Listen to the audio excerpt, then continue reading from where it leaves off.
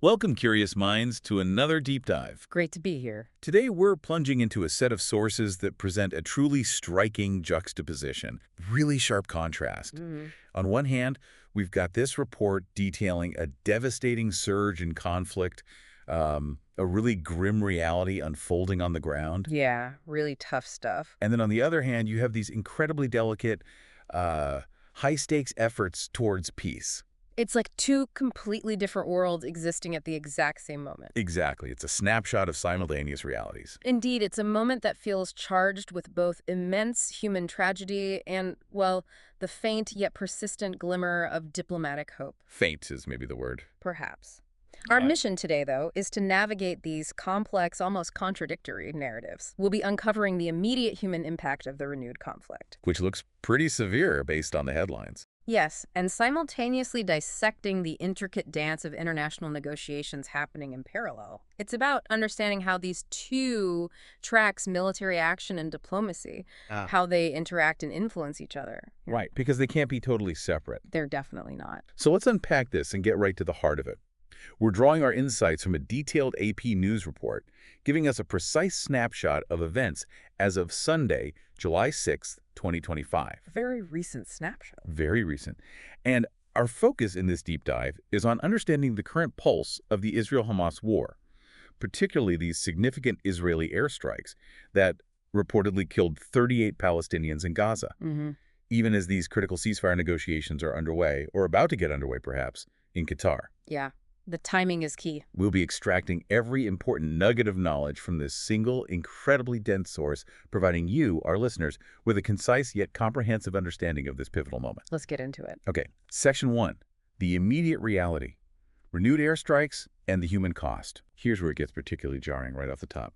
Our primary source immediately highlights a grim and immediate reality. Israeli airstrikes killed at least 38 Palestinians in Gaza on Sunday, July 6, 2025. 38. It's not just a statistic, it's a stark indicator of the relentless intensity of the conflict right now. What does that number, 38 in a single day, tell us about the current state of hostilities? Well, 38 reported deaths in a single day from airstrikes. It really underscores an extremely high tempo of military operations. It suggests intense, widespread activity. Right. But what's truly fascinating and frankly sobering here is the precise timing. The source is clear. These strikes occurred as Israel was dispatching a ceasefire negotiating team to Qatar. Right, as they're sending the team. Exactly. Yeah. This immediate juxtaposition isn't just some grim coincidence. It feels like a critical tension point that really demands our attention. It emphasizes these complex, simultaneous realities we mentioned, ongoing, lethal military action happening at the very moment diplomatic efforts are supposed to be moving forward. So you have intense kinetic activity on the ground, causing immense suffering, Undeniable suffering. even as these very sensitive talks are attempting to achieve some kind of truce. Precisely. It's a head-spinning dynamic. So it's not simply that these things are happening at the same time, but maybe they're strategically linked. Is it possible the strikes are meant to apply pressure? Maybe. That's one interpretation, certainly. Or do they just inadvertently undermine the very trust needed for any lasting peace, especially when, as we'll see, civilian casualties seem so high? That's the million-dollar question, isn't it? It raises these profound questions about how the parties are approaching these talks while military operations continue with such force. Are the strikes a show of force, maybe designed to strengthen Israel's hand at the negotiating table by demonstrating resolve, see what we can do, kind of message? A leverage play. Could be. Or are they simply the continuation of a war that runs parallel to, but not necessarily in sync with, diplomatic timelines? Maybe reflecting the internal pressures and military objectives of each side, regardless of the talks. Right, like the military has its own operational momentum. Exactly. Regardless of the specific intent, though, this concurrent military activity undeniably complicates things. It probably dictates the terms, or at least the atmosphere, of the negotiations taking place. It creates this deeply challenging and contradictory environment for any kind of significant progress, constantly reminding all parties of the dangers and the deep-seated mistrust. And the report gets more specific, doesn't it? It gives us a closer look at where some of these strikes hit, really bringing the impact home. Can you walk us through the specifics of what happened in Gaza City? Yeah, the source details a profoundly tragic incident in Gaza City. Two houses were struck, just two ordinary houses. Madonna buildings. Seems so. And the result was 20 Palestinian deaths and 25 injuries from just those two locations. 20 dead from two houses. Yeah. The fact that two houses were the targets immediately brings to light the impact on civilian areas. These are homes, places where families live, sleep, try to find some refuge, not necessarily military installations, though we don't have confirmation either way from this source on specifics. But the outcome points towards civilians being heavily affected. Inevitably. When such structures are hit, the potential for civilian casualties is inherently very high, and this information comes directly from Mohammed Abu Selmia, who is the director of Shifa Hospital. Ah, okay. A hospital director. Yes. His testimony is crucial because he's right there, on the ground, seeing the immediate aftermath, the direct influx of mass casualties arriving at his hospital. He represents a direct, kind of unfiltered perspective on the immediate humanitarian consequences. The fact that it's a hospital director, someone dealing with the direct human fallout, Yeah, that makes that detail particularly powerful. Yeah. What does that tell us about the immediate aftermath, the strain on Gaza's healthcare infrastructure, which we know is already struggling? Oh, it speaks volumes about the immense strain. Facilities like Shifa Hospital. Gaza's healthcare system has been under just severe pressure throughout this entire conflict. For months, years even. Absolutely. Many hospitals damaged, operating way beyond capacity. So a sudden influx of 20 dead and 25 injured from just two locations. It would just further stretch already critically limited resources. Everything from beds to... Everything. Bed space, medical supplies, operating theaters, and critically, the doctors and nurses, the personnel. It implies a scene of just overwhelming emergency where medical teams are forced to make incredibly difficult decisions, triage under immense duress. Yeah. The single event affecting just two houses, it really illustrates the cascade of humanitarian challenges that follow each strike, amplifying the suffering and the desperation on the ground. And that was Gaza City. What about further south? The source mentions Mawasi. What happened there? Right, moving south. In Mawasi, the source reports 18 Palestinians were killed in separate strikes. 18 more. Yes. And Mawasi is a particularly vulnerable area. It's described in the source as a stretch of the Mediterranean coast where thousands of displaced people are living, mostly in tents. Displaced people.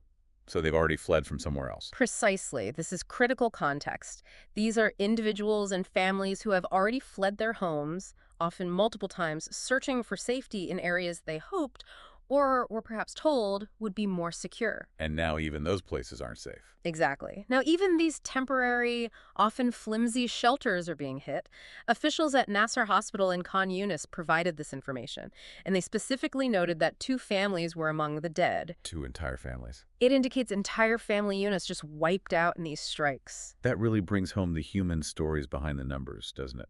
The source actually includes a direct quote from one of the survivors there, Sakar Abu al-Khair. It does, and it's incredibly powerful. What does his testimony reveal about the personal cost? The source includes this truly poignant and raw direct quote from Sakar Abu al-Khair. He states, and I'm quoting here, "My brother, his wife, his 4 children, my cousin's son, and his daughter, 8 people are gone." 8 members of his family. Just gone. This singular quote, it just cuts through all the statistics, all the analysis, and brings the devastation into sharp personal focus. It's not an abstract number. It's an individual mourning the loss of his entire immediate family and more. It profoundly illustrates the scale of personal tragedy experienced by families caught in this conflict. Where homes and even temporary shelters offer little protection. Very little, it seems. And if we connect this to the bigger picture, it highlights the immense, almost insurmountable challenge of finding true safety, real sanctuary for civilians within the conflict zone. Where do people go? When even tents in a coastal area, a place they might have been told is safer, aren't secure. Yeah. It just deepens the humanitarian catastrophe and underscores the desperate need for a lasting cessation of hostilities. So, given these absolutely devastating impacts on the ground, the houses, the tents, the families, what did the Israeli military say about these specific incidents? Or about their operations more broadly? What does our source report on that? Well, according to the source, the Israeli military had no immediate comment on these individual strikes, the ones hitting the houses in Gaza City or the tents in Mawasi. Okay, no comment on those specifically. Not immediately, no. This often happens in real-time reporting, Official statements might come later, or they might focus on the broader operational picture rather than specific incidents. Right. However, they did provide a general statement about their activities over the preceding 24 hours. They claimed they had struck 130 targets across Gaza in that period. 130 targets. Wow. That's a very high number. They further claimed these strikes targeted Hamas command and control structures, storage facilities, weapons, and launchers. So military targets, according to their statement. That's the claim. And they also stated that a number of militants were killed in northern Gaza. So you see the significant difference, right, between the detailed, immediate reports of civilian casualties coming directly from the hospitals on the ground. Like Shifa and Nasser. Exactly. And then the more general, often strategically framed, statements from the military regarding their targets and their objectives. The military focuses on disrupting operational capabilities, neutralizing combatants. While the hospitals are counting the dead and wounded, many of whom were civilians. That's the picture the source paints. Two very different perspectives on the same 24 hours. So on one hand, we have these very specific reports of houses and tented areas being hit, high civilian casualties reported by hospital directors. On the other, the military emphasizes targeting command structures, weapons. How did these two narratives, both presented in the source, reconcile? Or do they just clash? I think clash is probably the right word, or at least they present a significant tension. The source presents these two perspectives without attempting to reconcile them itself, leaving that for us, the informed observers, to grapple with. Okay. And what exactly do they mean by command and control structures? Can you clarify that? Sure. In military terms, command and control structures, often called C2, refers to the operational brain of an organization like Hamas. These aren't necessarily just, office buildings, although they could be.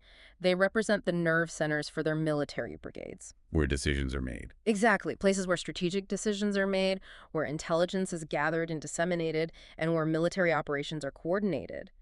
Targeting them aims to disrupt Hamas's ability to command its forces effectively, to communicate, to manage resources. It's a critical objective if your goal is to degrade their military capacity. Makes sense from a military perspective. But the inherent challenge, especially in densely populated urban environments like Gaza City, is that these structures, or facilities, or even personnel, are often deeply embedded within or sometimes beneath civilian infrastructure. Right.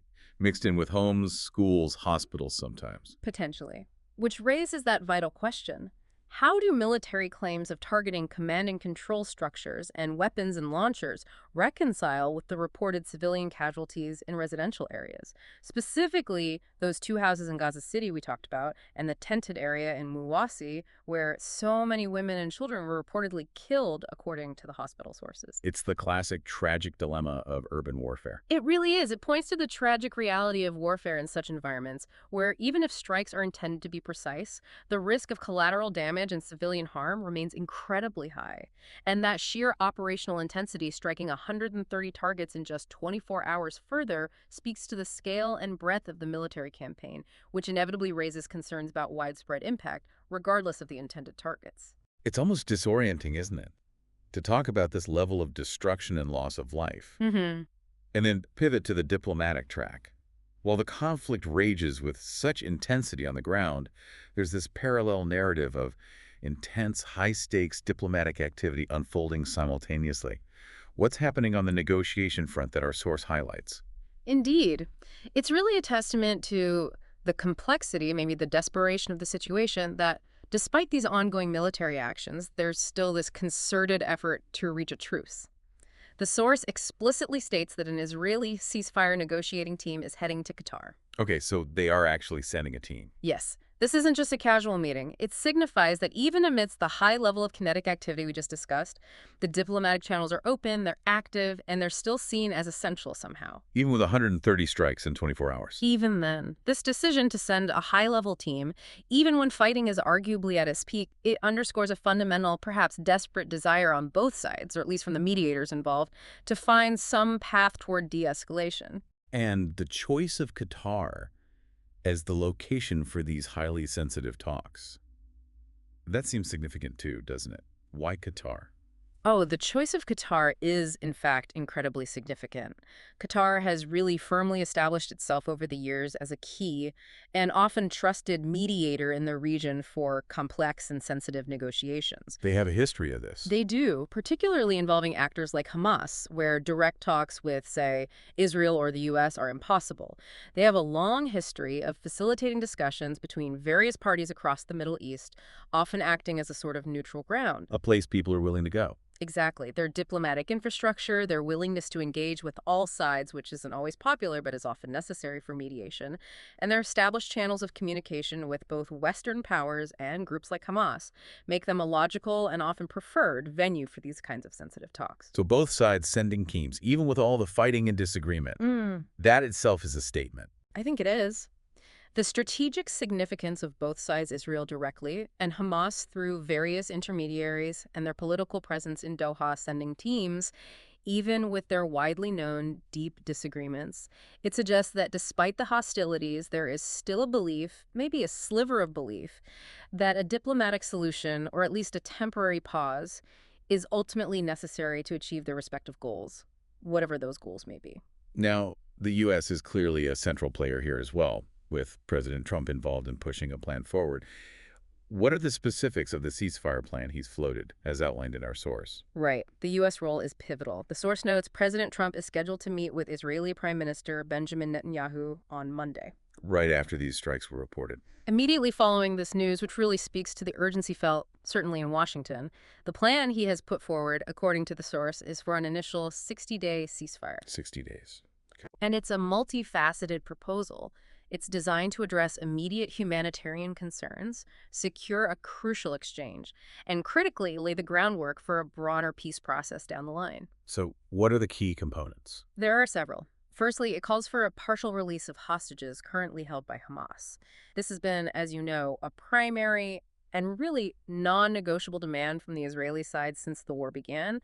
Getting hostages back is paramount. Understandably. Secondly, and in direct exchange for this release, there would be a crucial increase in humanitarian supplies allowed into Gaza. Which is desperately needed, as we just discussed. Absolutely vital. Addressing the severe needs, particularly in places like northern Gaza and for the displaced populations in Mawasi, the humanitarian situation is dire, so this aspect of the plan directly tackles that pressing crisis. Okay, hostages for aid. What else? Significantly, the proposed truce also calls for further talks aimed at ending the 21-month war entirely. It's meant to be a first step towards a more permanent arrangement. Okay, so it's a phased approach then. Address the immediate humanitarian and hostage issues first, kind of build some momentum, Exactly. before moving to the bigger goal of a complete cessation of hostilities. What are the implications of a 60-day ceasefire? I mean, what can realistically be achieved or maybe lost in that time frame? That's precisely it. A phased approach designed for de-escalation, hoping one step leads to the next. The implications of a 60-day ceasefire are potentially substantial. On the positive side, it could provide much-needed breathing room for the civilian population in Gaza. Just a pause from the bombing. A pause from the bombing, allowing for a significant increase in the flow of essential humanitarian aid, food, medicine, shelter materials, which are desperately needed. It could also facilitate the release of at least some hostages, perhaps the most vulnerable ones, women, children, the sick, which would be a major breakthrough for their families and for Israel. And maybe build some trust. Or that Oh. too optimistic? Well, in theory, this period of calm could potentially build some limited trust, or at least reduce the immediate, intense hostility between the parties, which might facilitate those future, more comprehensive talks aimed at a permanent resolution. But the limitations are equally significant. 60 days isn't forever. Exactly. 60 days is a pause. It's not an end to the war.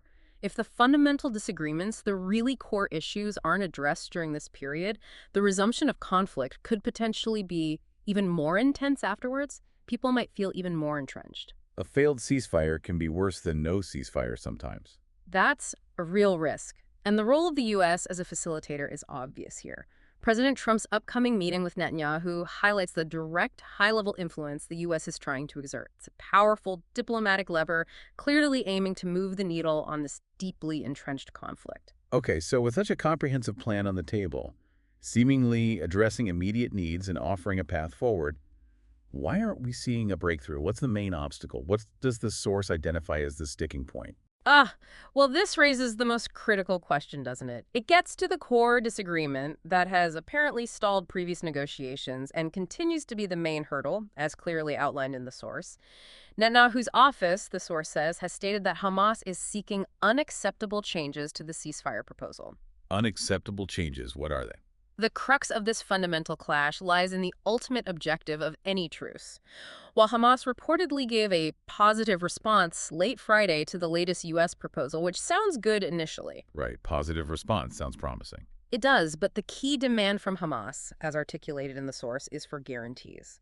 Guarantees that this initial truce will definitively lead to a total end to the war and the complete withdrawal of Israeli troops from Gaza. So they don't just want to pause, they want this deal to be the start of the end.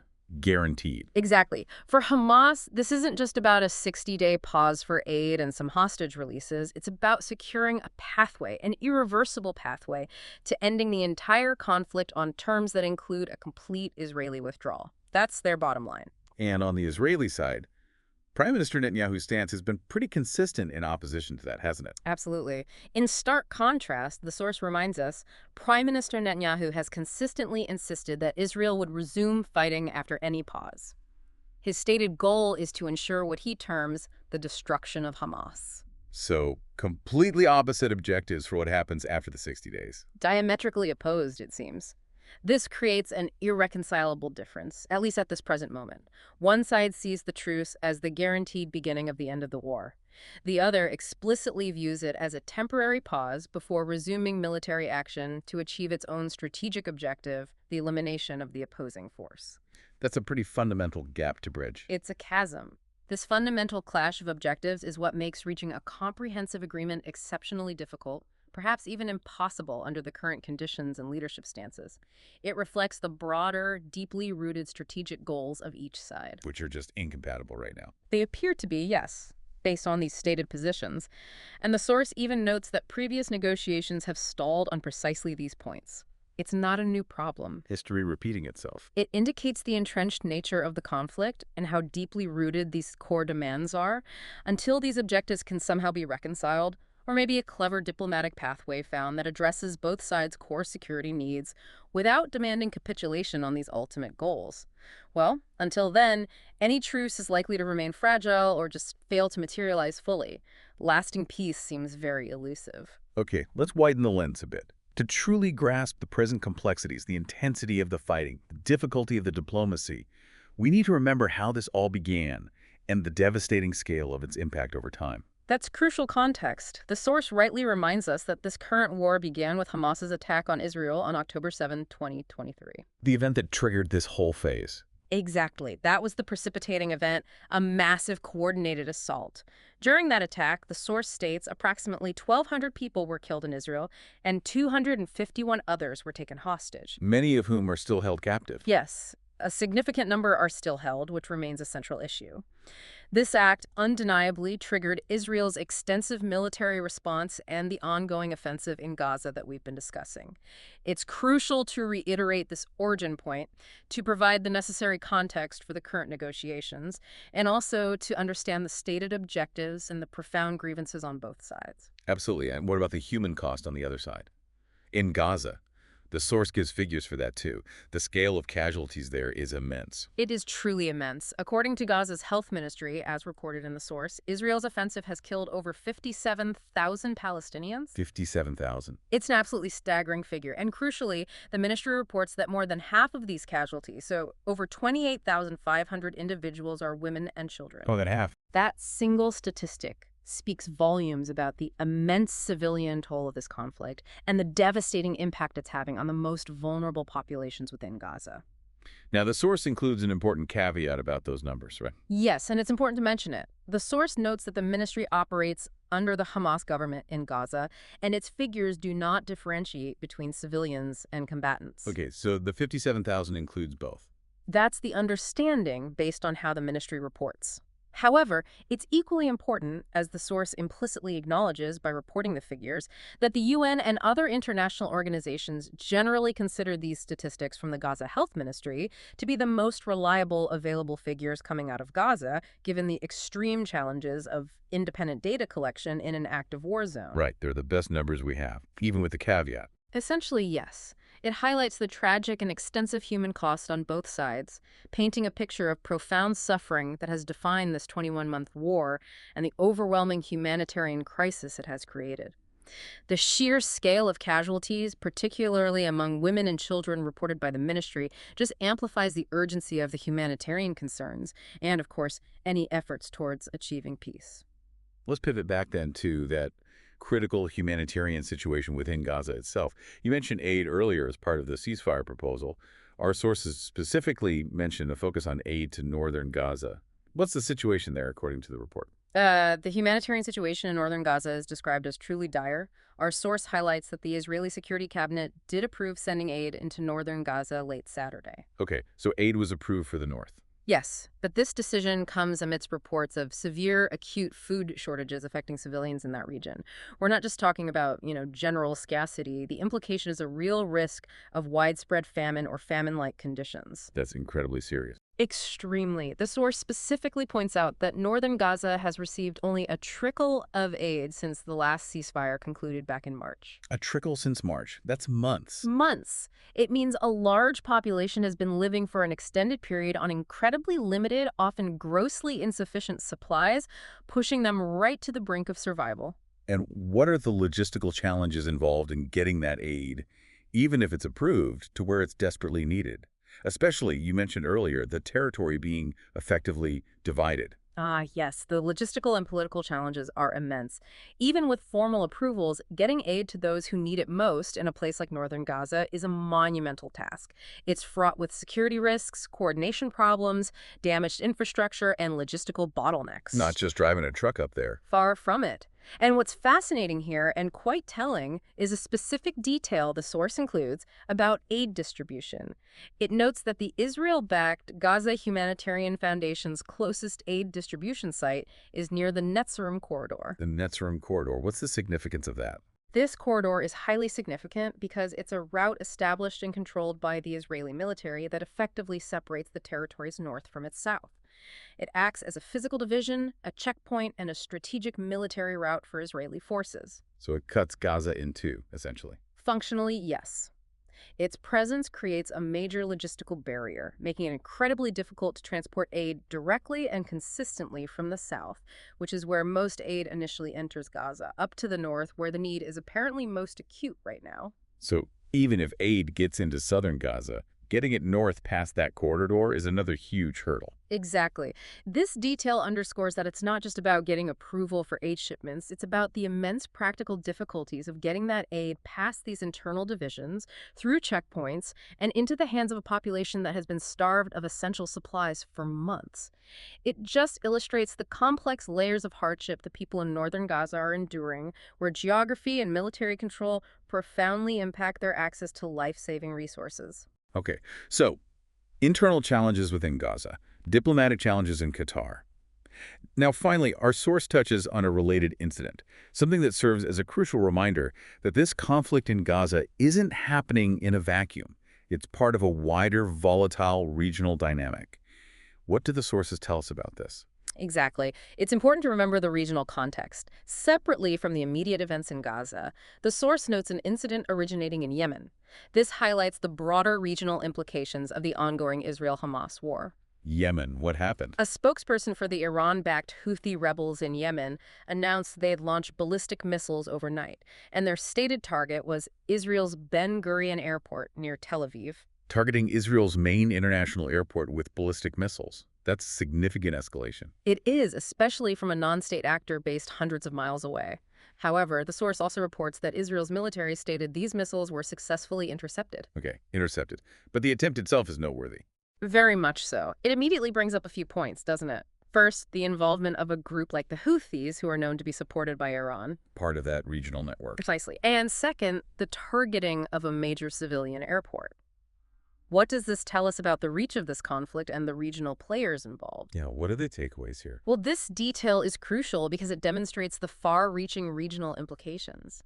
The Houthi rebels acting against Israel, even from such a distance, highlights how this conflict can easily spill over and draw in other regional players, often players with a clear anti-Israel agenda, sometimes linked to Iran, and what's often called the axis of resistance. It's not just Israel and Hamas. It's rarely just Israel and Hamas in isolation.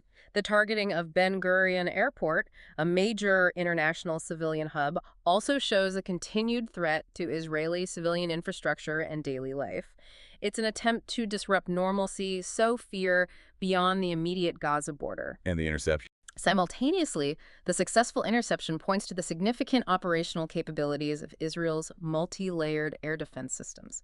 Things like Iron Dome, David's Sling, Arrow, which are designed precisely to protect against this kind of missile and rocket threat from various ranges. So it shows both the threat and the defense capabilities. Exactly. And if we connect this to the bigger picture, it just underscores how the Israel-Hamas war is not an isolated event.